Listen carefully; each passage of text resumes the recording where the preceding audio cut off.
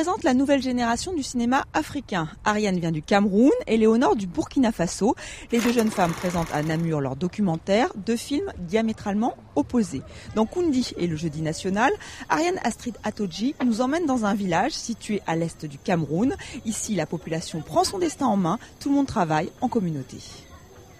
Je suis le Pambadi. Je suis un forêt communautaire.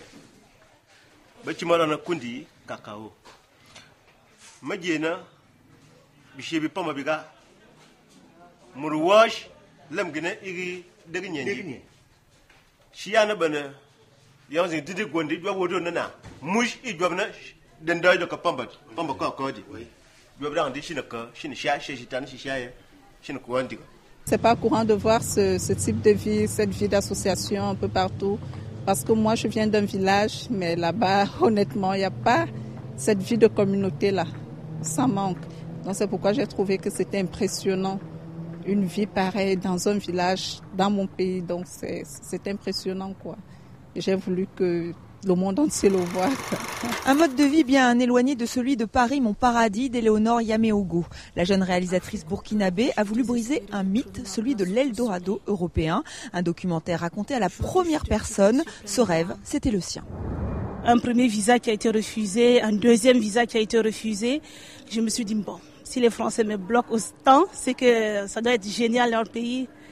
Mais la grande surprise, c'était quand je suis arrivée et que j'ai découvert Château Rouge, Barbès, toutes ces situations lamentables de mes confrères. J'ai dit, mais c'est pas possible. On m'a fait rêver dans le vide. Pour moi et pour les autres, il me faut rencontrer ceux qui sont là, ceux qui ont fait le chemin avant moi, afin de comprendre la réalité qui se cache derrière ce mythe. Moi, je n'envoie pas l'argent pour les encourager qu'ils viennent. J'ai un petit frère qui veut. Ça fait 2 ans, il me suit pour que je vienne. Je lui ai dit, ne regarde pas l'argent que je t'envoie là. Ne crois pas que je l'ai ramassé. Je ne l'ai pas ramassé. Je me suis battu. Difficilement. Pas facile.